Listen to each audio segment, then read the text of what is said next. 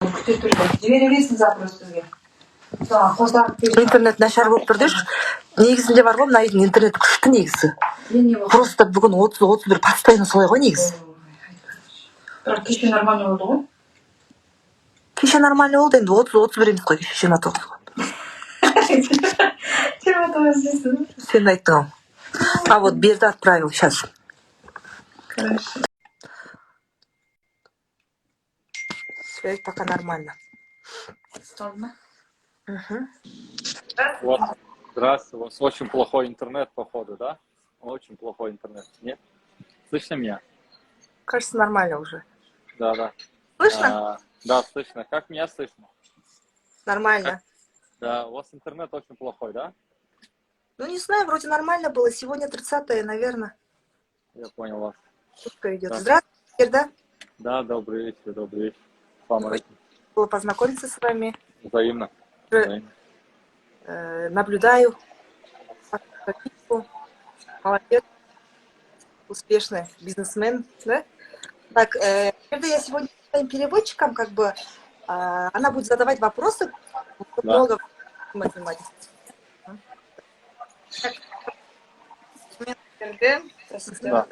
Да. Мы вот почитали про ваши посты, про все, и почитали, и вы очень стойкий человек. И хотели бы, как вы не сломались и смогли выйти в такой уровень? Потому что это такой, понимаете, сейчас время такое, что очень сложно подниматься с нуля без каких-либо своих там знакомых людей. Хороший вопрос. Скажу вам так. Есть такой вопрос, то есть если ты, когда условно уже обратно пути нет, либо ты должен алкашом стать, либо ты, извините за выражение, наркоманом ты станешь, там, да, либо ты гуляешь. Я видел, наверное, скорее всего, та самая обратного пути я не видел. Хуже уже куда? Куда я пойду? Хуже. Я начал понимать, что мне нужно идти вперед, несмотря ни на что. И знаете, вот и казахов, и у туркменов есть некая такая внутренняя зависть, да, когда, ага, вот он все, закончился, все, у него ничего не получилось, доигрался, допонтовался, да, вот, ну, они-то это так думают, условно, да. И этот момент, когда тебе говорят, ты не сможешь, это же тебе, наоборот, дает силу, да, то, что доказать, нет, я смогу, я пойду, да. я сделаю, то есть это же их мысли, поняли, это их не слова, то есть им так сказали, что это знакомые, да, условно, без знакомых нельзя, это же опять-таки их не мысли, понимаете, поэтому, скорее всего, я просто не обращал на это внимания и топил, и у меня была цель, что я все равно дойду до цели. Один раз построивший человек, он еще раз построит его. У него есть самое главное, смотрите, не деньги, а есть опыт. Поняли? Опыт, этот опыт купить нельзя. Поняли? Этот опыт приходится, вот, как говорится, с каждым разом, когда ты падаешь в боли. Понимаете? Вот как-то так. Спасибо за ваш ответ. Еще мы читали, что вы через год после окончания школы поступили с трудом в Белорусский национальный технический университет.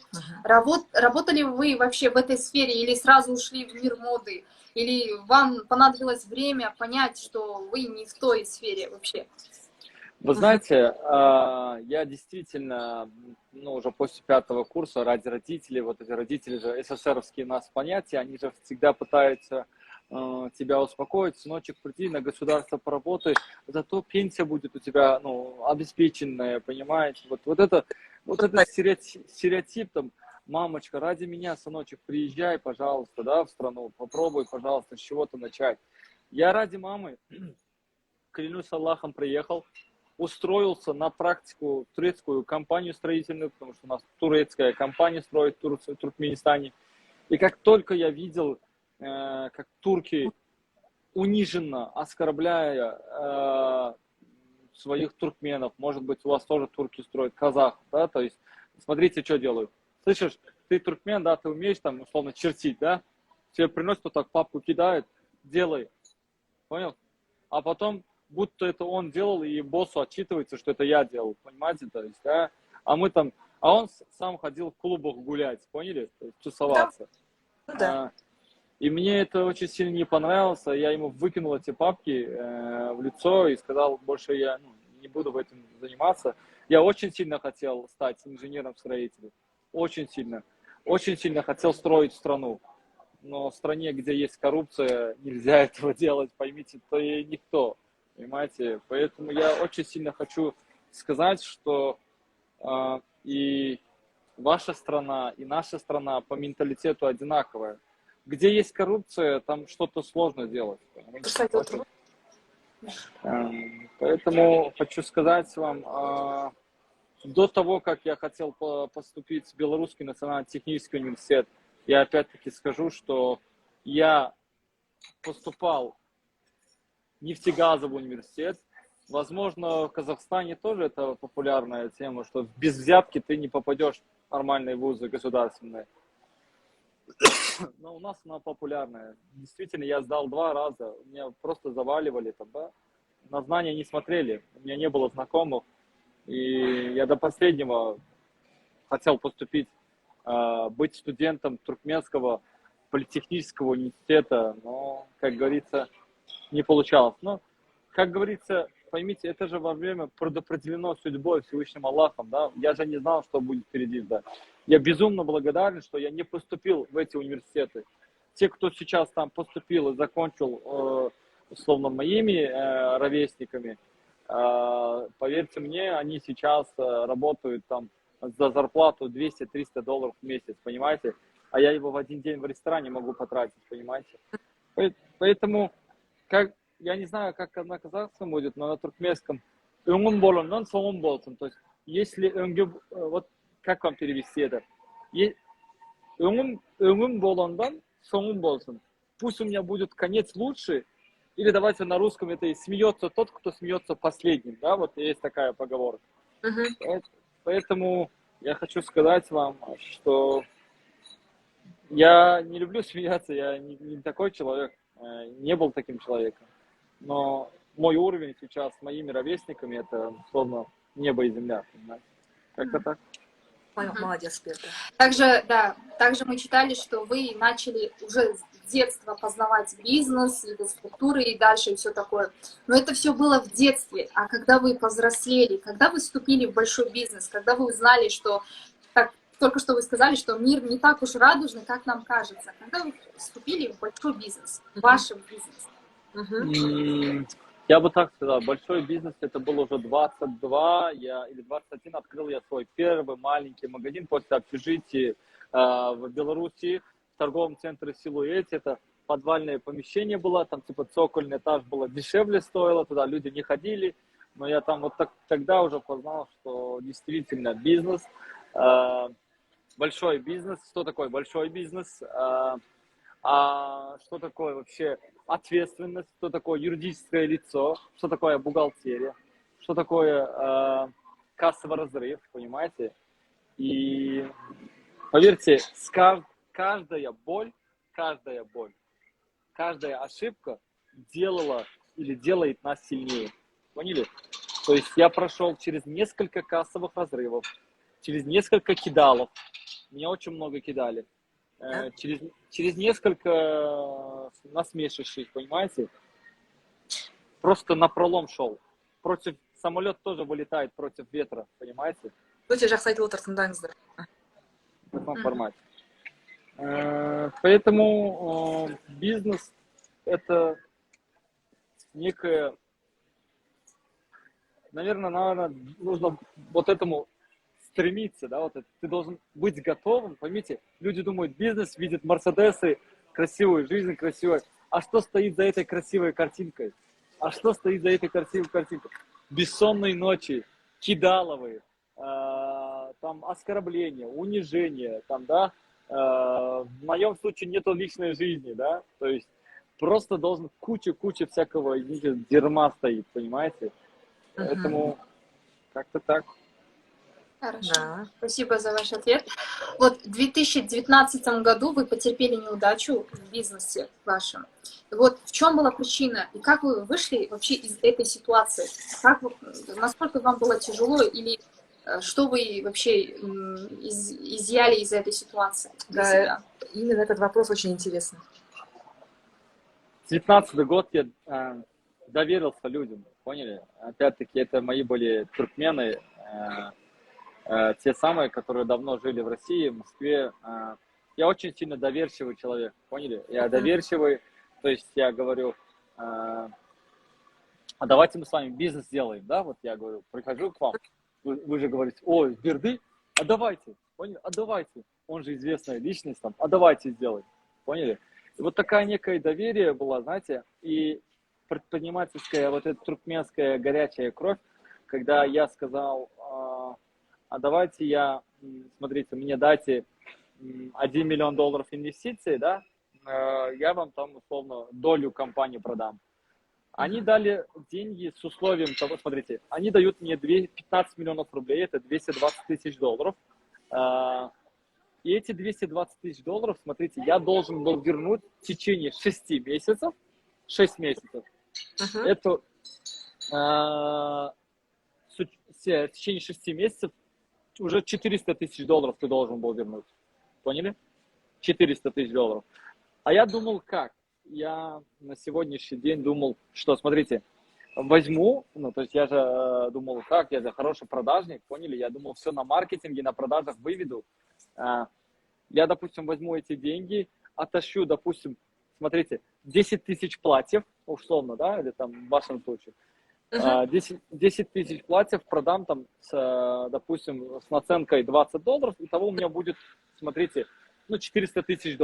Я так думал. То есть, возьму, быстро продам, быстро отдам.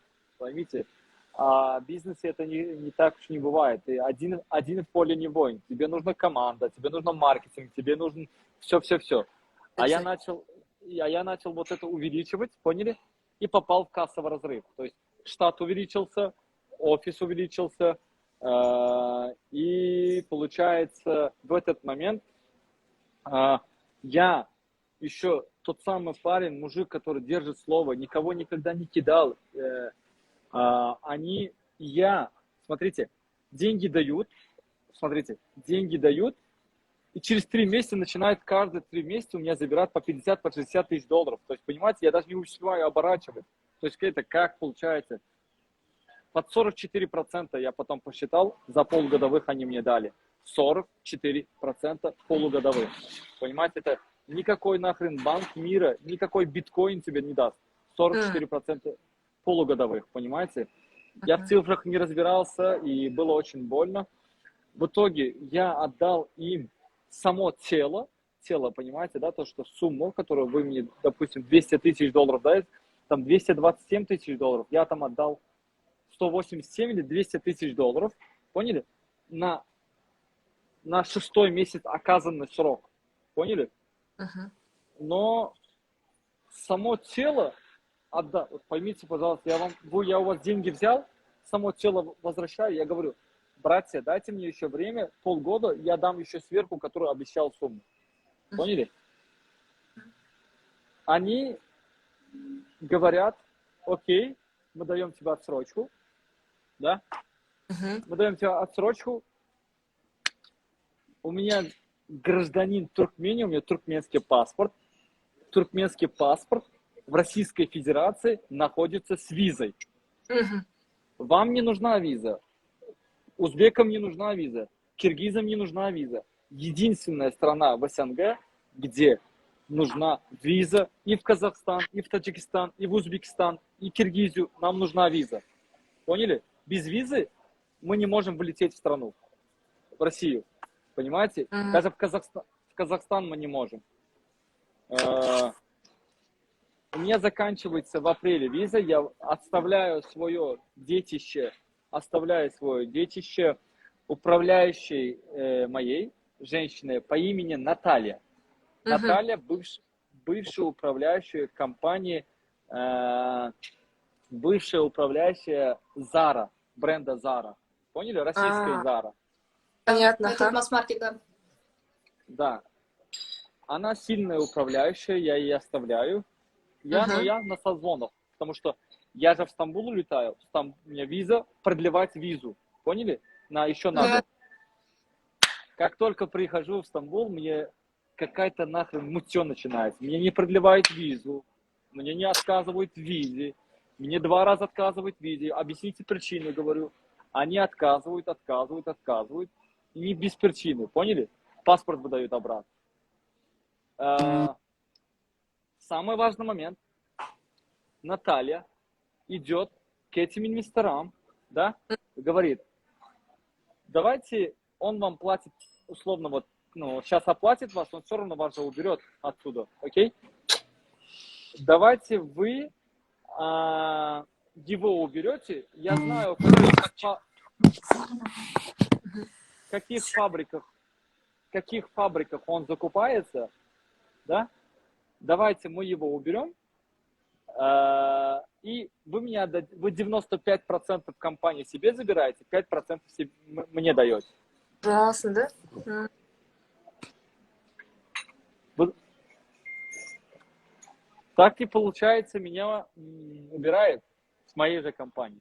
А инстаграмы, который был TM Limited, нам было еще другие инстаграмы, 3 инстаграма, маркетолог из Казахстана, которого из Караганды с рукой я забирал его в 21 лет к себе в офис, дал еду, квартиру, одежду, шофера, водителя, 21 лет парень, продает инстаграм за $5000. Поняли? Это все самое, вообще, это все мелочь, понимаете? Сейчас по сравнению с следующим. После того, как продает Инстаграм забирают, теперь Инстаграм должен быть чистым, понимаете? В Инстаграме выставляют, что я, Бердыбекменов, украл деньги, я мошенник, убежал в Турцию. Народ в это верит. Верит мой туркменский народ. Туркменский народ хуже, чем условно сплетничают, чем казахстанский. Но мы, восточные ребята, всегда такие.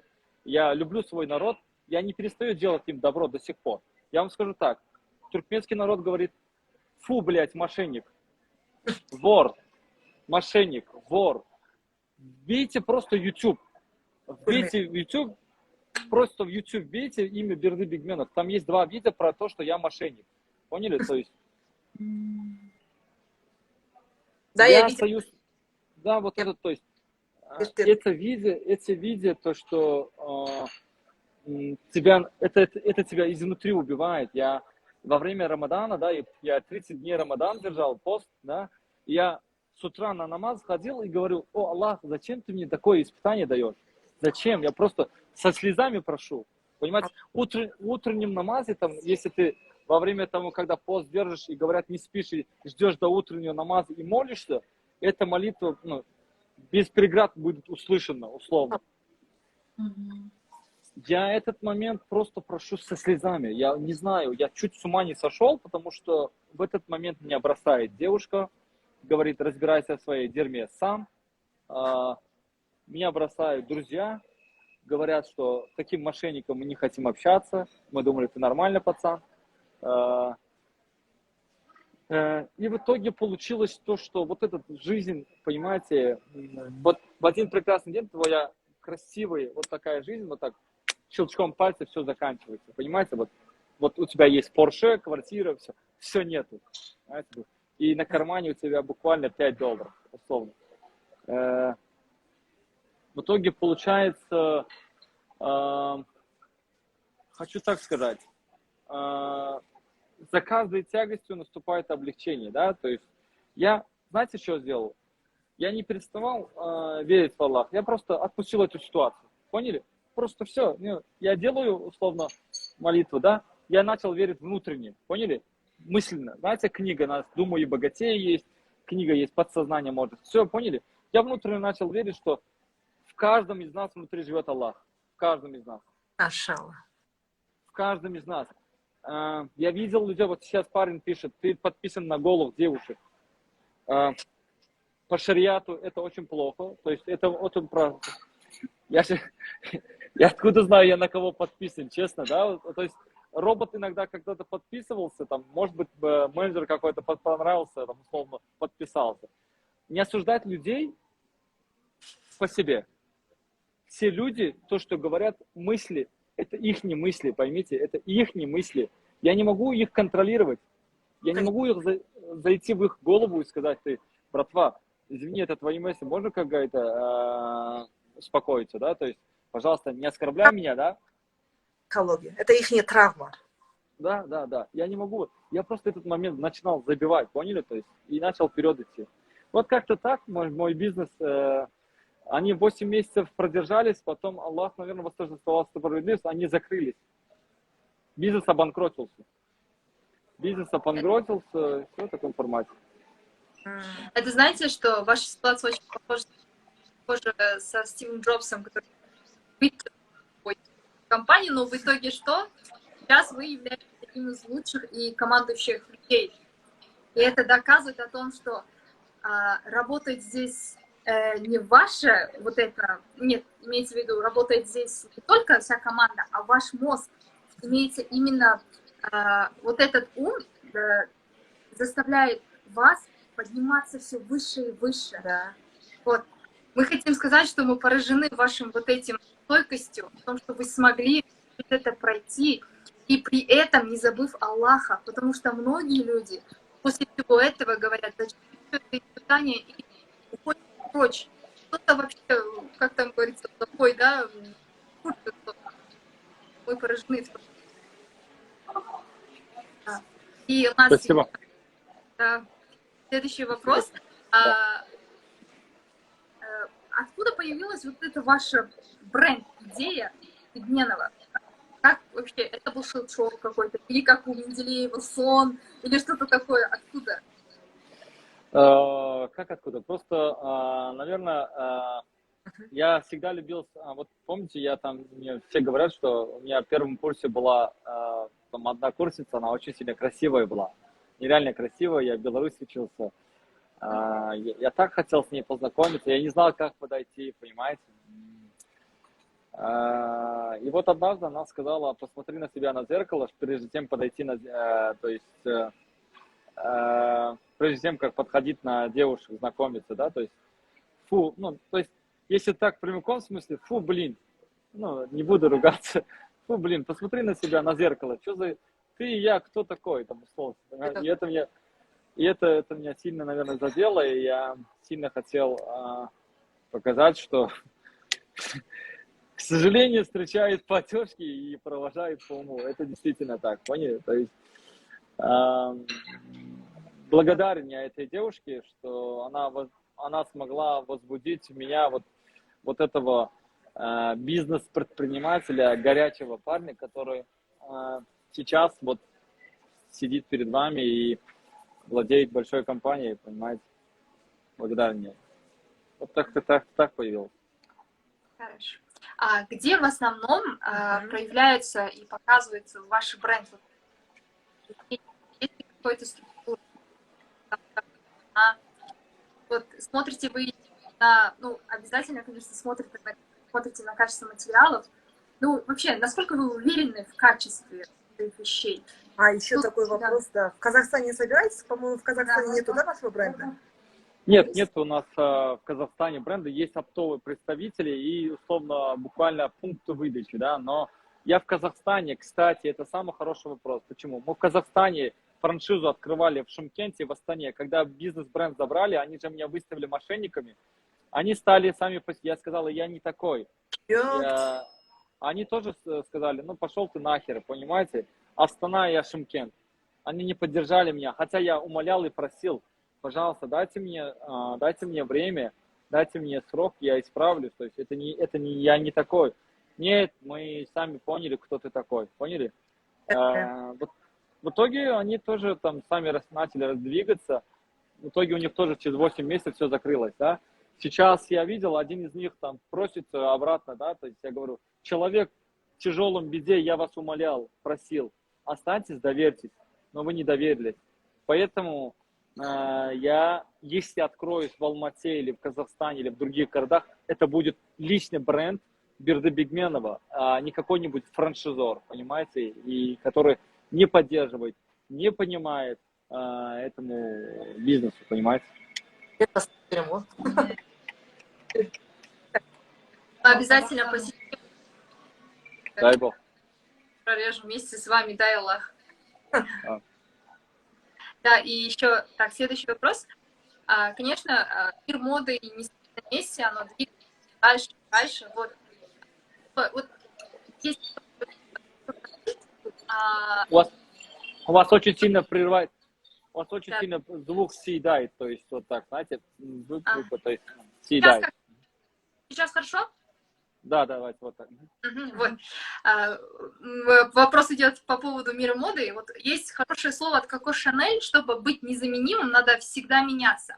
Но, естественно, ваша коллекция не стоит на месте, она должна меняться каждый раз. И вот откуда вы берете каждый раз новые идеи?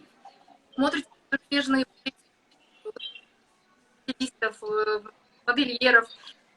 Откуда вообще идет вот этот творческий идея? Хочу вам сказать так. Запомните, вот здесь 170 человек сидит. Я ни в коем случае не модельер, не дизайнер, да, я предприниматель, да, который делает деньги на одежде, да. Я делаю деньги на одежде. Я не был никогда дизайнером, я ненавижу это слово. Я не был никогда там интерьером, там, я не был никогда там условно модельером, понимаете. Я предприниматель, который умеет делать деньги из-за крутой одежды, да, то, что мне нравится. А мода, она повторяется. Все, что никого ничем не удивишь сейчас уже. Сейчас, честно, никого не удивишь. Берете просто старую моду и копируете, да, условно. Лучше, что сказал Amazon, основатель Джефф Безос и Илон Маск, не нужно ничего изобретать. Велосипед уже давно изобрели, понимаете? Берите и копируйте уже успешных людей, понимаете? То есть, если есть. Я вам скажу, что наша бизнес-модель развивается, мы уходим, мы уже 1,5 года, 2 года назад ушли в онлайн, поняли? Сегодня будет пост, как мы сделали за прошлый месяц более чем $300 тысяч на Валбересе за 1 месяц. То есть мы топим за онлайн. Будущее уже сейчас за онлайном, но мы уже это поняли 1,5 года назад. Поймите, вот у нас нету магазина, нету. То есть смотрите как, есть пункты выдачи. Магазин это одно, пункт выдачи это другое. Понимаете, о чем я, да? То есть когда человек, я всегда думал, что нужно открывать магазины, там, да, там красиво. На ремонт ты вкладываешься там 70, 80, 90 тысяч долларов, понимаете? Сейчас я открываю пункт выдачи, условно, давайте в вашем квартире это может быть пункт выдачи, поняли? И я там туда направлю трафик, вы же знаете интернет какая возможность, да, трафика, Инстаграма тем более. Они придут хоть в Каракалпакстан, понимаете? Если у тебя товар хорошо сфоткан и в онлайне все есть. Поэтому я хочу сказать, онлайне будущее, она уже сейчас и здесь. То есть за онлайн надо топить. Мы топим, и мы сейчас над этим очень большим проектом работаем. Пока не могу рассказать, но одна как-нибудь обязательно знаем. Так, вот смотрите, так как у Сары Ханым многие читатели женщины, вопрос такой: будет ли коллекция для женщин? Вот вы сказали, что вы предприниматель. Будете ли вы делать для женщин? Я буду делать то, что будет приносить деньги, а женщины приносят деньги, понимаете? Скорее всего. Они больше любят шопиться, чем мужчины, понимаете? Поэтому мы уже на маркетплейсах продаем женскую одежду, поняли? Как уже полгода, уже год, 7 месяцев точно есть. Мы уже там неплохо продаем, поняли? И, скорее всего, очень круто идет. Очень круто идет. И я скажу вам, не только женскую, но и детскую, и домашнюю одежду, текстиль. Мы все будем запускать, понимаете? То есть степ-бай-степ. Идем. Да. Есть вот такое хорошее слово о том, что женщина будет счастлива, даже если потратит 1000 рублей или даже 1 000 000, потому что она сделала как бы шопинг, да? Так, дальше давайте. Следующий вопрос. Так, сейчас подождите. Многие говорят, что нету капитала старта. Для старта какого-то. Они все говорят, у них, наверное, какое-то типа падения, сбережений, поэтому я не могу выйти на новый уровень. Как вы смотрите, что нужно вложить в старта? Старт, капитал, старт. Я так правильно понял, да? Опять вас просто съедает. Меня не съедает, надеюсь, правильно слышно, да? Все хорошо, да? То есть меня не... Слышно, ага. Окей. Капитал, он тут. Поняли? Всегда можно капитал, первый капитал вложить в книги, я бы так сказал. Поняли? Сейчас просто возьмите эти книги, там условно за $100 можно купить 100 книг. Там, да, онлайн я имею в виду, да? Вот это вложив, выписывать то, что тебе нужно, и начинать. Книги друг человека говорит, вот именно, никакого капитала сейчас не нужно. Мир возможностей, мир интернета. Опять-таки, это люди, которые себя гнобят, что ничего не могу, ничего не делаю. Пусть они меняют в первую очередь мышление, понимаете? А это очень сложная вещь. Если его не поменяешь, будет сложно что-то делать. Ага. Давайте это наш последний вопрос. Нас слышно вообще? Тут Да, говорят... да. Вот в таком формате чуть-чуть ближе идите, тогда слышно. Окей, это... Да, хорошо. Так, наш последний вопрос. Как опытный бизнесмен, какие можете дать совет новичкам, которые вот только-только зашли, только-только хотят взлететь вообще в любом направлении бизнеса? Это круто. Вот смотрите, вот как я говорил, любая вещь, это наши мысли. В первую очередь наши мысли. Изменив мышление, можно изменить свою жизнь. Еще раз повторюсь, изменить свое мышление, можно изменить свою жизнь. Если я буду говорить условно, Сара Ханым там, да, условно, блин, ей повезло, у нее там деньги есть, блин, она такая вообще, я не смогу так, она же молодец, я не смогу, потому что у нее вот есть Инстаграм, 1,5 миллиона, там, да, так-то, так-то. Да это ее мысли, понимаете, это слово негатив тянет, нет. Наоборот, надо говорить, я стану лучше, чем Сара Ханым, я сделаю лучше бизнес, чем Сара Ханым, я стану с лучшей версией себя, понимаете? Аффирмация, то, что мы повторяем, она всегда. Слово «нет», «не могу», «не сделаю», они быстрее тянут, поняли? Я никогда в своей жизни не использую ни слова «не могу». Вот не убейте, я говорю «попробую». Но никогда не нужно говорить условно «я сделаю», там условно, наоборот. А некоторые же считают это эго, условно, «я смогу, я сделаю», говорят, ты что понтуешь-то? Да, условно, это опять, вы говорите, когда он говорит, когда ты понтуешь, это не понты. Скажи, это я успокаиваю свое эго и отправляю запрос в Вселенную, что я условно могу. Понимаете?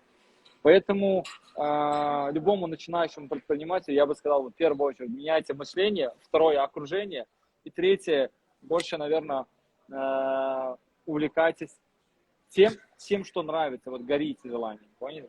Что-то в этом. Бердымурза.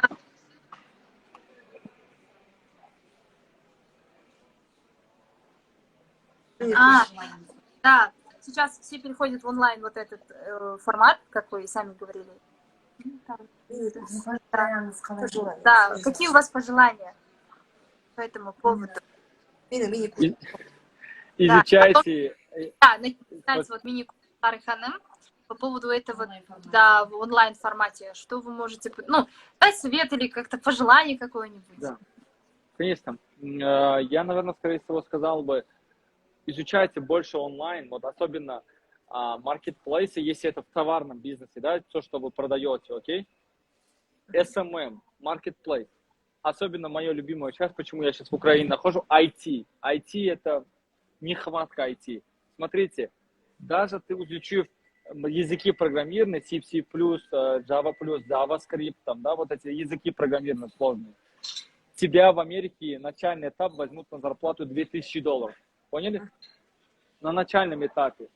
У нас сейчас программисты трудятся, то есть, смотрите, в минимальных окладах, но за сдельную работу. им нравится, что будущее за IT. Поняли? Представьте себе, роботы будут, вот уже есть роботы, которые звонят, пишут, говорят, поняли? Что-то в этом роде. И все. Все, Берда Муртаза, спасибо вам большое за сегодняшний вечер, о том, что надеемся, что Вам вы тоже. в скором временем откроетесь у нас в Казахстане. Да, с вами Иншаллах. прорежем ленту, откроем ваш очень интересный магазин. Да. Я извиняюсь, у меня уже язык заплетается от того, что такие речи. Вот.